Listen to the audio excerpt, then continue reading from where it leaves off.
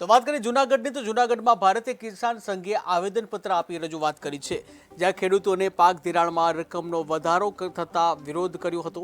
ત્યારે 5 લાખ રૂપિયાનો વધારો કરવામાં આવ્યો છે, જ્યાં જૂનાગઢ કલેક્ટરને આવેદનપત્ર આપી રજૂઆત કરવામાં આવી છે।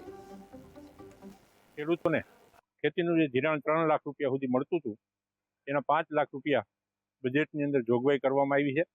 રાજ્ય કેન્દ્રના નિર્મલા સીતારામન દ્વારા આ જાહેરાત કરવામાં આવી હતી અને એની અંદર ગ્રાન્ટ પણ વધારવામાં આવી છે। ત્યારે આજે પરિપત્ર ન હોવાને કારણે ખેડૂતો બેંકમાં લોન લેવા જાય ત્યારે 3 લાખ રૂપિયા સુધી જ આપે છે, બાકી 5 લાખ રૂપિયા નથી આપતા। એટલા માટે આજે એક આવેદનપત્ર આપી અને માન્ય કેન્દ્રીય મંત્રી નાણામંત્રીને આવેદનપત્ર સંબોધીને આપવામાં આવ્યું છે માન્ય કલેક્ટર મારફતે કે ભાઈ તાત્કાલિક અસરથી આનો પરિપત્ર થાય, કારણ કે અત્યારે ખેડૂતો એનું ધિરાણ લેવા બેંકમાં જઈ રહ્યા છે અને આ 1લી તારીખેથી નવું ધિરાણ ચાલુ થાય છે, નવા જૂનું। એટલા માટે કેન્દ્ર સરકારે જે જાહેરાત કરી છે એ મુજબ